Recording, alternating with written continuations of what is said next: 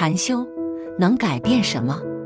也许是困扰20年的身体疼痛，也许是长达数年的失眠痛苦，也许是疏离多年的亲子关系。在菩提禅修的课堂上，奇迹每天都在发生。今天，让我们聆听几位学员的亲身经历，感受禅修带来的身心疗愈与生命转化。在这8天里面的小故事跟大家讲。第一个就是有关于我身体的状况。那我的右脚踝这边啊，就从大概20几年前学生时代那时候都有溜直排轮跟骑脚踏车。然后每次受伤的部位都是在这个右脚踝这个地方。多次运动受伤。可是你年轻的时候，因为我们气血旺盛，对，所以那代谢比较快，所以或许有伤到，但是我们根本就体会不出来。可是大概随着年龄的增长，到30几岁、40几岁的时候，我们身体的代谢低的时候，就会开始出现，怎么会觉得一直不舒服啊？那一直不舒服的时候，你会想说，就看医生。对，这个不舒服的时候，还有伴随我痛风。还有痛风，因为也在关节嘛，我不是天生的痛风哦，我大概是20几岁，快30岁才有痛风。对，高一点。那痛风的点也是在这边。就在受伤的地方。那后来有去问一下医生，我是说，你这个地方重复受伤的时候啊，因为痛风的点都会在那种关节处，所以你在这个点也有可能会发生。然后后来就有去看医生了。那医生不管是我脚踝或关节都是吃药而已。那中医也是针灸，但是针灸效果有限。后来有去找整复，那整复的那种师傅的手法有很多，所以你必须要一个一个去尝试。真的。有的就是像一般他只会 SOP， 就是你来我就按照他们的 SOP 整套帮你用。我说那个好像脚还是有点不舒服。我说好，你再躺一下，我再用完。我说还是有点不舒服。我说我们的流程就是这样。我说对，帮不到你啦。那我大概知道，就中间过程其实我不懂，变成我现在变成 OK， 我随便找一个整复师傅，你就帮我抓一遍，我就知道你的功力是可以还是不可以。你都成专家了，检测专家了。是因为受伤的次数太多了，久病成医呀。对，一直到现在，然后还有前2年我的膝盖，就不从以前到现在没有，就前2年开始突然痛了。他痛也不知道原因啊，去看医生他说我不知道原因。医生直接跟你讲，我不知道原因，先吃止痛药吧。对，然后所以现在变成痛到应该说很紧啊，紧到你我的脚这个膝盖是不是直的？都直不起了。那弯曲的话，你再不去弄的时候，你没办法走路。对哦。对，这个就有点麻烦，所以现在原本的一开始的脚踝不舒服，变成第一个脚踝就不舒服，然后第2个痛风，然后第3个膝盖，随着年龄的增长，问题越来越多。其实你整治也没有太多的效果。好，那这个斑会有改变吗？有，我大概用比较量化的数字来跟你们讲。好，现在我的左脚是正常的嘛？对。那我的右脚这边的话，大概就是说，好，我现在绑了一个8公斤的东西在这一只脚腿上，那很沉重哦。对，就是不舒服嘛，就是不舒服。那在第1天就是上完第1天课有原本8公斤变成7公斤，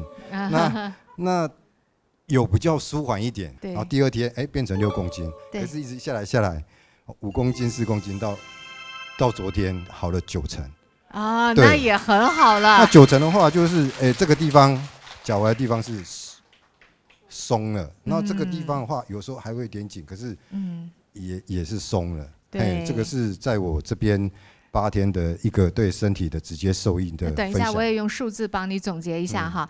你本来脚踝是20多年嘛，然后膝盖是2年嘛，对不对？那你仅用了8天的时间就好了9成对，这还是很快的哈。那此处有掌声哈。对，好，恭喜恭喜。第2个其实我有分享4个，第1个是算右脚损伤嘛，第2个是这个主题是忏悔。那在这边的话，我们不是都会念那种药师佛心咒吗？对。然后后来我在这边也是这样念，也念药师佛心咒，然后就脑海里突然出现了一个画面，这个画面就是一口古井，一口古井水井哈，因为对水井为什么叫古井？因为当出现这个画面的时候啊，这个就要拉回到我小时候，大概40年前，大概是在我7、8岁的时候。我小时候太顽皮了，我小时候都会跟很多那种乡下都很多猫狗动物玩。对呀，我真的是太调皮了，我把一只猫把它丢到那个水井里面去。对，我想说啊，就跟它玩。然后后来导致它死亡。对，那个。可是这段时间经过岁月，已经又埋藏，我已经忘记，因为太久了。是，好，那这一次念佛的时候，你看到这个水井，然后你忏悔。那我看到这个水井，我就知道来找我。那我的身体，我是不由自主说出了对不起，请你原谅我。真好。那我还有继续跟他讲说，不知道你在那个世界过得好不好？那我之后会持续就是念经回向给你，希望未来就是你会好过得更好，这样子。对，很好很好，谢谢，太好了，今天的太好了，好。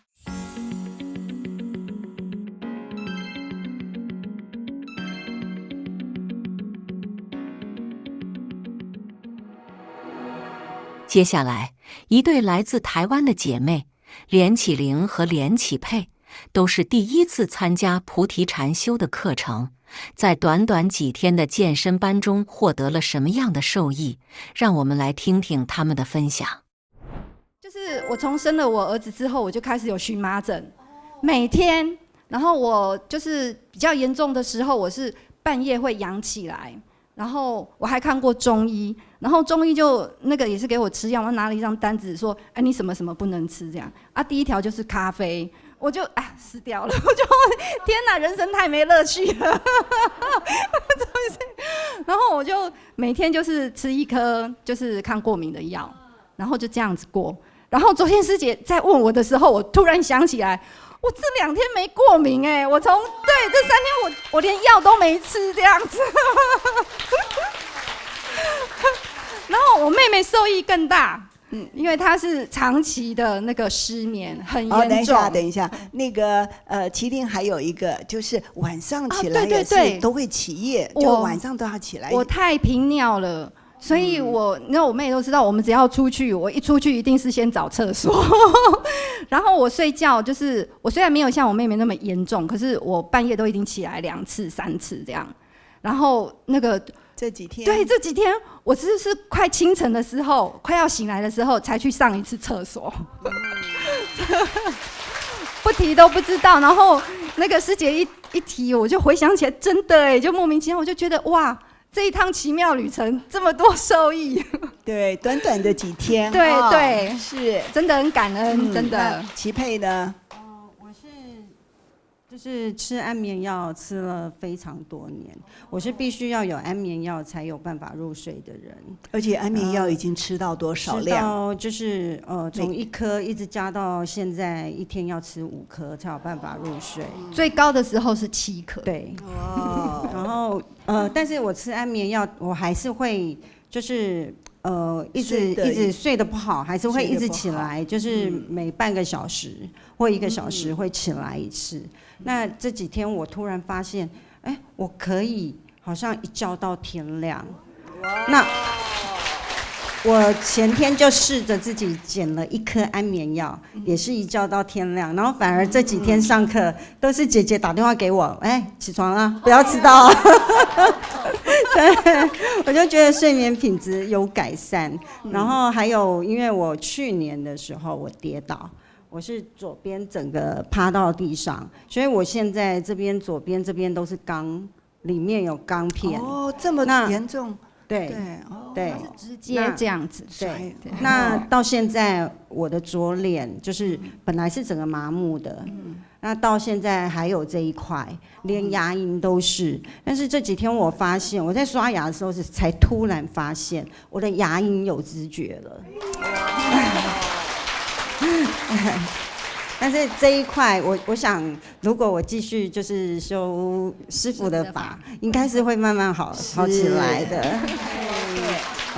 那时候在念经的时候，那不是要闭上眼睛吗？那我就观想到，就突然有一个画面进来，然后我那时候还不清楚，因为第一天还是小白，我就看到那个中间的这一位菩萨，对对，我们连这个佛是哪尊都不知道，对，他就给我一个就是很像宝珠的东西，那我的手就莫名的伸出来，然后他就放在我的手心上，还会整个发亮，然后发亮之后。我也不知道是为什么原因，我就很直接的放在身上，这样子。然后之后第一天完全还不了解，然后之后我就开始不知道为什么就哭不停，一直到已经都念完了，然后大家都已经起来了，我还在那边一直哭，一把鼻涕一把眼泪的。我还问他你怎么了？因为我也有哭，可是我觉得。怎么在哭？没想到我妹哭的比我还严重，连眼泪都，连那个鼻涕都跑出来。对，所以真的是应该也是跟我们的法非常的相应啊，是。而且他可能，我后来再跟师姐解释，我说有可能他吃药太多年，这些都是。对，就是安眠药类啊，或者这些都是精神方面的，可能有一些毒素还是在这个脑部，所以也是借着眼泪啊、鼻涕啊，应该都是很好，所以之后就是效果就开始慢慢的，对不对？好，对，会的，好的修，已经有。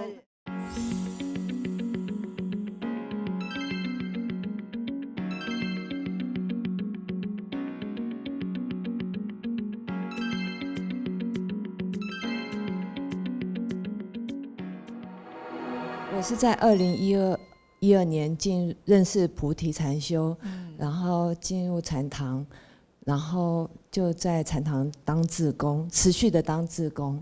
因为我是在32岁离婚嘛，然后自己带小孩，那小孩当时只有国小，然后经济状况不是很好。我为了要改善那个经济状况，然后我们公司呢都要有那个升等考，可是要持续有做满20年才能升等考。那我原本的是算约聘，工作是约聘，1年要就是1年1签的那种。我们在就讲合同工了，不是固定工作，不稳定的哈。对，然后还要等20年呢。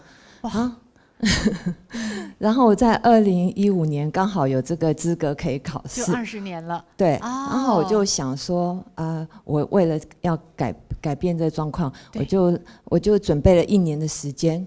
然后后来准备这1年时间呢，我就自己看书，然后有常常去禅堂嘛。那禅堂的老师就会说，如果你想要事业好的话，你就引起那个金堂卡。当时有金堂卡，对，是我们推出的金堂卡。对，然后就挂在家中会有帮助。然后我就想说，那我就引请放在我的客厅。后来快要考试的时候，因为这考试也相当国考，那个这个虽然是升等考，它是相当国考，范围题目很大很大，很难呐。对，很难，要考上其实不是很容易。然后我就想说。我就在禅堂点灯，然后那时候台北跟新北禅堂我都各自点了那个希望能考上的祈福灯，是，因为我希望能够一次就上啊，不要那么辛苦。对。后来那个等考试那一天拿到题目的时候，我觉得真的很神奇。那个我考刑事诉讼法跟刑法的题目，他是做法律工作的哈。OK。结果那个。刑法跟刑事诉讼法的，他出4题，大概是2题都是我前一天晚上看到的。哇，这么巧吗？我一整年这样读，你在看前面你都会忘记，根本记不清楚。我想说怎么可能？怎么可能？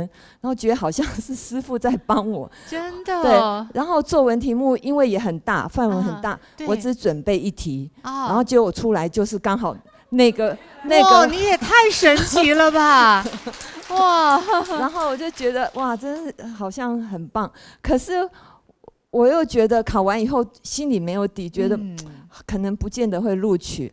后来我就等到1个月后放榜的时候呢，就看到我不但录取了啊，还拿到第1名。哇，这个掌声也太热烈了，哇，太开心了吧！我就非常感恩师父，他就是这样改变我的经济状况，我的薪水就大概提升了1/3。你看哦，然后我也成为正式公务员，然后就可以有那个退休金。你看，完全改善了，太棒了，太开心了。对。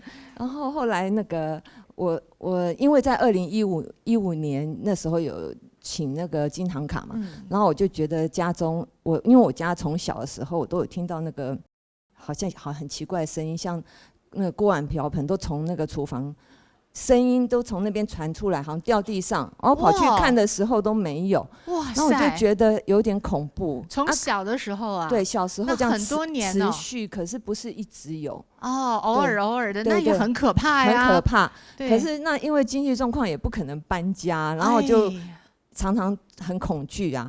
那我想说，师父的那个话好像老师都一直介绍说很好啊，镇宅啊，风水，然后我就一直持续的请师父的画作、师父的唐卡还有佛像在家里面。后来经过这么多年，我也不知道什么时候，就再也没听到那些很奇怪的声音。哇，然后家里就变很吉祥。对，你看他的房子本来让我们讲有点怪怪，对吧？有点邪气，现在都成了一个吉祥的住宅了哈。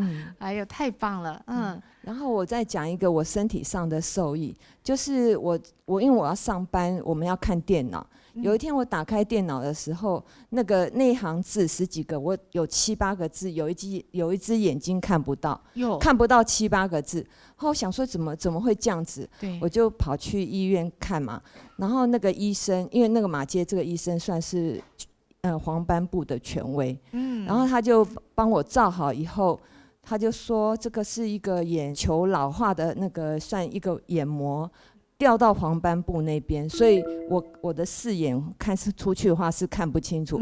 他说：“你先去求你的佛，等1个礼拜以后，我们再来看那个结果，看怎么样。”他说：“很好的医生哎，看他自己会不会离开，不然那个手术如果动起来的话，1个礼拜没有走。”动起来的话，大概花20几万。然后好了之后要坐着睡觉3个月。哎呦，我觉得要坐着睡觉，不可以躺下，不能躺下来。哇，哎呦，那辛苦哎。我就觉得很烦恼，后来想说赶快去禅堂点那个冤亲债主灯。对，然后我就去点的时候，刚好禅堂老师有说现在有在办那个真心念佛班。后来我就想说，那我来报名上这个课好了。然后就报名上课，然后也点灯。到了大概上课的第3、4天，有一天晚上呢，我就做了一个梦。那场景是像一个法会，然后师父呢就发给现场每个人1串青绿色的葡萄，就1人发1串。然后轮到我的时候，我就跟师父说：“师父，我的眼睛大概是怎样的情形？”师父就给我2串。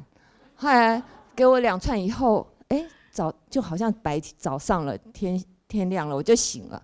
醒了以后，我想说，这个是不是青绿色跟眼睛有点关系？对呀，我自己想的啦。后来就到了那个捷运要去上课的路上，看到捷运的跑马灯，眼睛就变比较清楚。就虽然没有到全好，可是已经变很清楚，可以看到一些字。然后后来等到1个礼拜后，我再去医院做检查，那医生就带我去看那个检查的结果。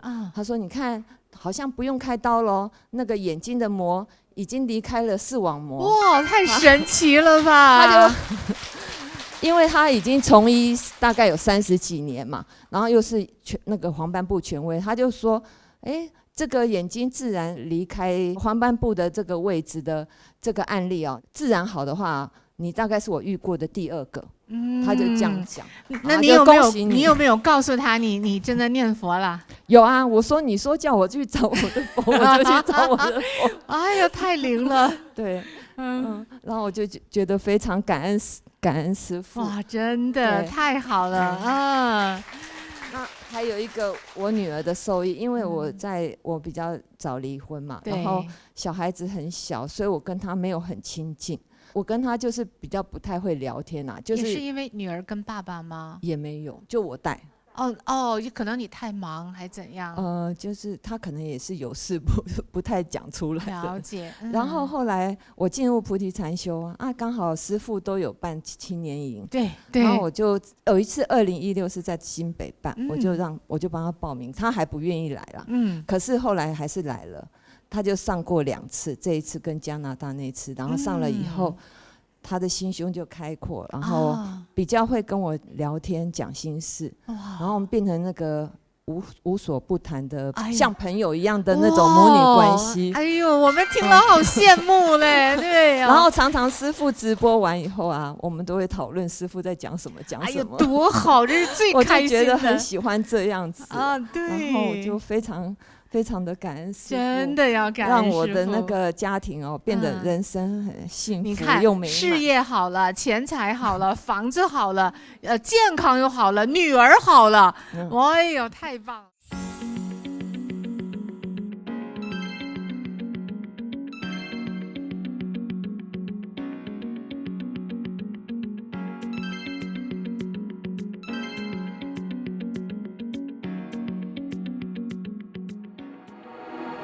我进入菩提在2013，在雅加达，印尼。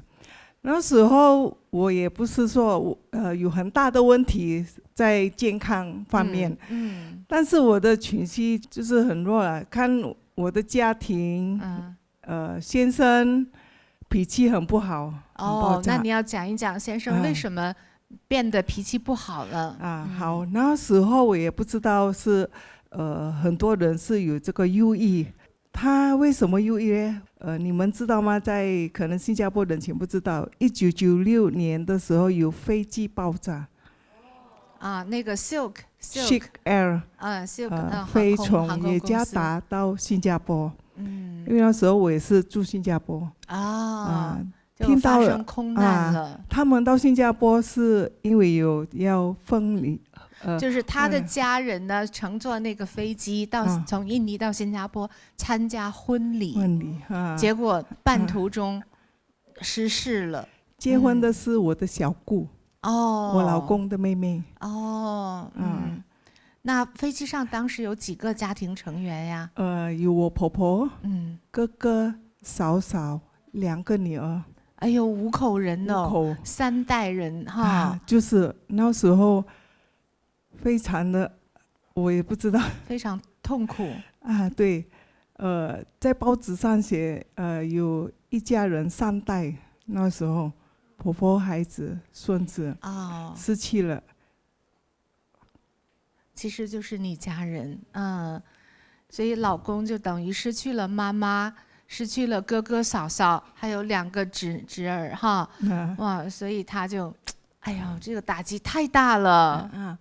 其实2个子女他们到印尼雅加达那一天是假期，因为在12月份嘛。对。他们到雅加达假期，匆匆忙忙的回到新加坡，因为要这个参加婚礼的。在那时候，我老公他也不知道要做什么。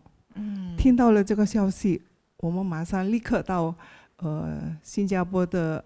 那边 airport， 对，去查，查是不是那个飞机已经没有消息了，不见了。他说，后来说，真的也是不知道什么原因，突然爆炸。对，爆炸也是我们那时候没有一个尸体可以找到的。哎呦，因为在海上嘛。对，就去挖那个海上。拿到手指一点还有那个头发啦，那个头皮啦，那个头脑全部就是就一点点的碎到完了没有。哎呦，太可怜了。后来我老公开始，我们回到印尼，因为我老公要全部要那个公司啦、工厂啦自己要管理的。对。有时候是以前是跟他哥哥2个人，他最爱的哥哥。还有妈妈。那现在就剩他一个人，他还要对打理所有的生意，对管这些人啊。后来脾气开始慢慢的不好，对，他要把悲痛埋到心里哈，所以脾气可能就讲话都很大声，很大声，好像打雷这样子。哎呦孩子在屋里不敢出来，在房间不敢见爸爸。哎呦，真的。那你呢？你敢不敢呢？每天我心跳，每天都心跳的，哎呦，这样的哈。听到声音也是很怕。我有时候我也是很生气，就摔门，他也是摔，我也是摔。哎呦，孩子听到也是很烦了，啊，有一天很大声的是丢东西，这是一个他好，他是不打老婆的。还好，你看他好宽容啊，对不打老婆，好，有一次那个以前我们 DVD player 播放机，他就打破了，就把那播放机还摔了。有一次也是电视也是要打破的。哎呦，在公司呢，他不高兴就电话把他摔电话摔掉，他其实就是以这样的行为来发泄心中的悲伤啊。因为大男人又不能哭哭啼啼，对吗？有时候也是可能有很多事情也是想不出的，对，压力又大，压力孩子也是开始有压力，对对对，不敢出门，在房间不敢见爸爸。孩子后来到新加坡学习了，听到爸爸来就发抖了。哎呦，你看这么严重哈，我进入菩提了，在2013的时候。我感觉到很轻松、很开朗的我的。后来我回家，我老公看我变了，他说：“为什么我老婆变了一个人？”他说我很凶。我老公讲我，我从来没有出声过的。后来他说：“为什么我老婆进了学习什么在这个菩提啊？”后来我说就不凶了，变温柔了。他说：“你要不要？”也去上课，他说不要了，我为什么要去上？还是很大声的。我一天上我亏多少钱了？对，我的生意，我说不大老板讲话哈，对，我说你上2天好了，你不高兴你就不用去了。他说好了，听你的话。最后来上了，过1天我也静静的不要，因为我那时候已经直接当志工了在翻译那边，我也不看他说要不要去。第3天我心跳的了，他也不要去啊，担心了，对呀。他换衣服走，我就他第3天自己主动穿上禅修服走你就开心了哈，开心了。对，第4天又开始了。我又怕了，他要不要去啊？对呀，还要换衣服，他第1次说我不去了。我就是跟你讲2、3天而已嘛。好，后来他冲凉、洗澡了，换衣服，我就看那边，他又走了，又走了，又去禅堂了。后来过到8天班的时候，这样完整的课程了，完成整个课程。他们说在课程里面念为父母，她哭哭啼啼的很大声，我听到。她老公就是这样的真性情的人，发脾气也大声，念佛也大声，哭也大声。OK， 后来现在他还是跟我也是报名了志工，也报名了志工，你看，哎呦每一个在他的团队。年轻人嘛，他说你不要跟我一个那个白头发的全部我要跟那个一团跟年轻人的在8天里面。他还不要跟白头发的一起做，还要找年轻人一起。后来他现在也是跟我一起当志工。等一下，所以他脾气改了哈，又回到原来的暖男老公了哈。对了。好像是一个老虎变成羊啊，老虎变成绵羊了，哎呦！现在我们懂了师父的指导，怎样我们做功德啦，还有当志工啦，当得很开心，孩子慢慢的变会出来从房间跟我们一起聊天，可以跟爸爸商量事情跟他事情公司啦什么啦，然后孩子已经到外国在读，在墨尔本回来，会煮给我们吃的。哎呦，多开心哦！这孩子这么懂事了。现在我孩子3个，2个儿子结婚了，我真的很高兴哇！这个很好的功德，我已经积累功德很多，继续在禅堂做，还老公在八卦呢。然后他去八卦点也是很有爱心，对吧？对那个老人啊，他很爱心的。有一天我就是看他很感动，有一个女孩子，她比较老年纪的。那就不叫女孩子了，叫老妈妈啊，对，她是中风的，所以那时候她来禅堂，她脱鞋子啦，要系鞋带，她就那边跪下来。你老公就跪下来给老妈妈系鞋带哦。我看到那边也是心很感动的，看我的老公。这个安善老师有跟我讲过这个细节，就说先生呢也是我们菩提弟子哈，就是跟师父学得很好，很到位，自己是一个大老板哈，指挥那么多人，但是呢他会因为自己在空难中失去了妈妈，他会把其他的学员、其他的有缘人哈当做自己的妈妈那样去尊重啊，去关怀，所以在八卦点也是。就所有的那个老阿姨啊，那些们，她都像妈妈一样去关怀他们，又哄他们笑啊，对吧？她每一个老妈妈还会讲：“这个是我的妈妈，你看，这个是我的妈妈。”哎呦，真的好感动啊！每一个月，她最记得那个老妈妈的生日。每个老妈妈生日，她都知道。哎呦，她记录下来的。哎呦，好有心哦！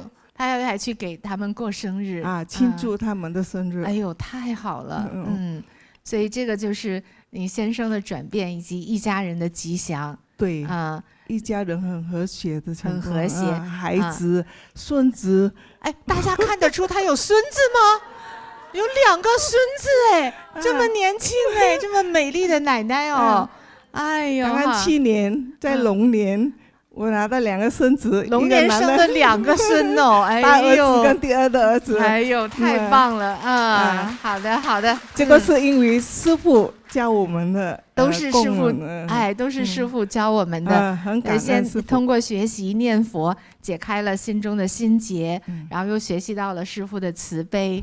然后不仅对家人很好、很关爱，没有脾气了哈，而且对外面所有的人都像自己的妈妈那样去孝敬、去关怀真的是好的菩提弟子哈。感恩师父了，感恩师父我们要积累功德，对，自供供灯，点灯啦，对，还有自供啦，还有我们经常要念佛，这个真的实修实证了，实修实证了，太好了！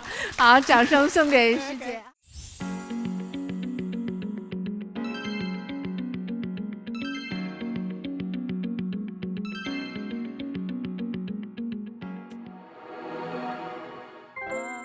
我第一次参加菩提禅修是因为妈妈。参加菩提禅修之前，妈妈很容易发脾气，跟爸爸吵架的时候会摔东西。他们吵架的时候，我们小孩子会很害怕，因为他们吵架的声音很大。每次他们吵架，我们都会躲进房间里，不敢看。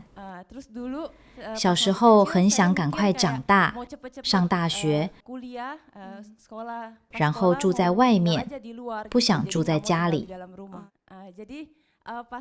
高中放学后经常在外面玩，晚上才回家，早上又很早出门。2013年，妈妈参加了菩提禅修。我们看到妈妈的变化，妈妈变得温柔了。最明显的是能说谢谢和对不起了。我们以为这些变化只是暂时的，过后会恢复原样。结果1年过去了，妈妈越来越好，也不再跟爸爸吵架。如果爸爸生气，妈妈会更温柔。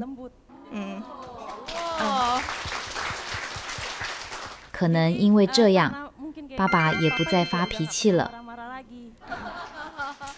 于是接下来每年，我们全家人都陆续开始参加菩提禅修，一个接一个，我们每个人都受益了。后来妈妈有机会在雅加达禅堂做全职，我是从2017年开始做全职。在前台工作时，看到有些学员刚报名时脸色不好，有点凶，但是到了健身班的第3天或第5天，他们的脸上开始有笑容了，也会主动打招呼。看到这样的变化，觉得师父真的很厉害，师父的法真的很棒，因为仅仅8天就能改变有病痛或精神问题的人，让他们变得更好。我在大学主修心理学，明白精神疾病、抑郁症需要很长时间的疗程，但是跟师父学习，参加8天的课程，很多人就变得健康了。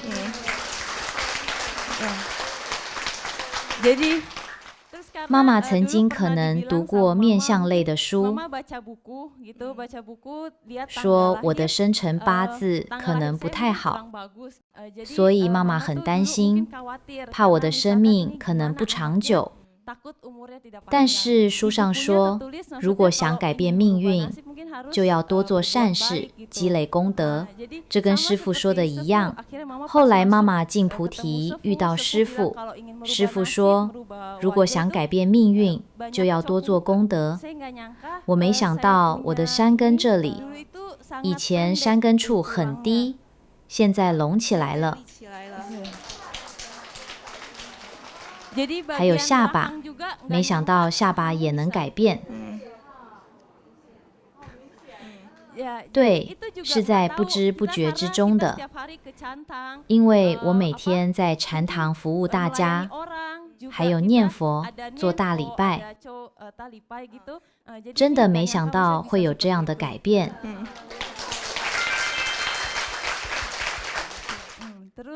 因为在禅堂已经很多年了，我想要有个伴侣，在大礼拜或念佛的时候，就像聊天一样，跟师父沟通祈求。我跟师父说，如果禅堂里没有合适的伴侣，禅堂外面的人也可以，但是要支持我在禅堂修行。一段时间以后，在2021年时，有人给我介绍了一位男朋友。当我准备去跟这个男生见面时，我在心里跟师父说，如果这就是我的真正伴侣，请师父给我指示，希望他整洁干净，不小气，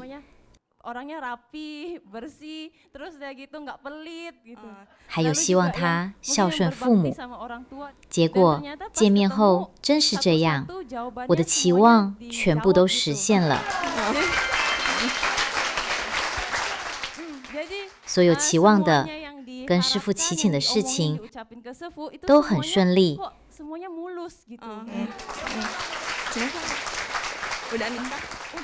他结婚了啊！2023年结婚，是的，一切都很顺利，双方父母也都很支持。还有供灯的经历，我经常为爸爸供灯。去年6月的晚上，我正在跟爸爸通电话，我们经常通电话，因为爸爸在外地，住在加里曼丹。那天晚上7点半，爸爸像平常一样和我聊天，但是9点半的时候，嫂嫂打电话给我，问爸爸怎么了。我很紧张，就再打电话给爸爸，结果是妈妈接的。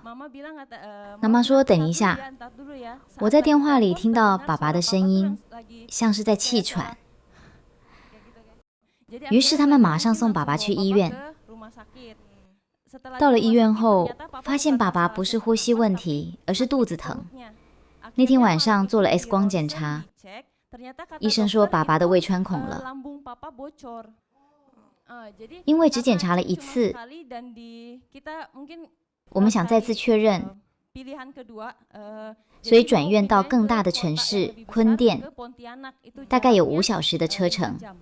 我一早从雅加达坐飞机直接到坤甸。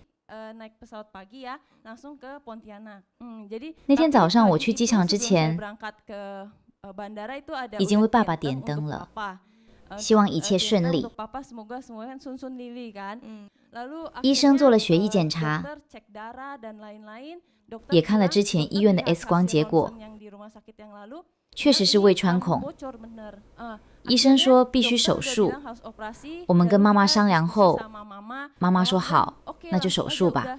因为我们已经点灯祈请师父，应该会顺利的。下午4点，医生说晚上6点会进手术室开始手术，一切都很顺利。8点手术就完成了。爸爸已经醒了，不再疼痛。看到爸爸的脸色也变得红润了，不再苍白。本来以为恢复期会比较久，因为是大手术，但是只过了5天，爸爸就能坐着吃饭，然后我们就回家了。很高兴能遇到师父，很感恩师父。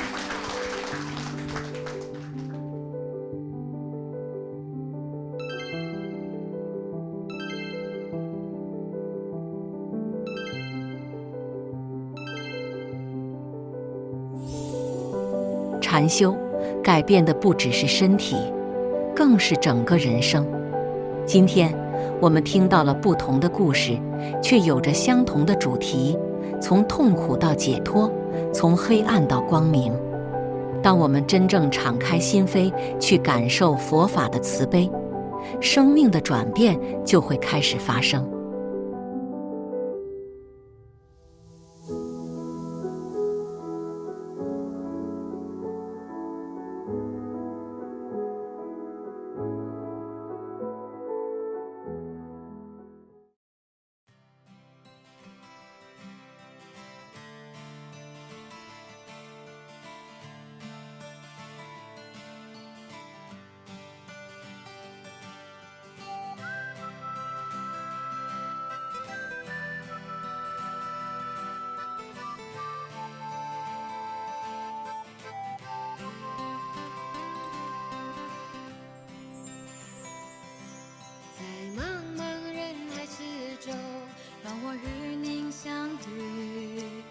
小的红点里，人生就此欢喜。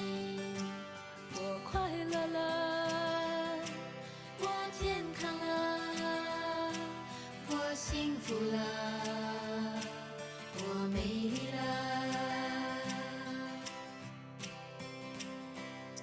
在茫茫人海之中，让我与你相遇。小小的红点里，人生变得神奇。我智慧了，我宽容了，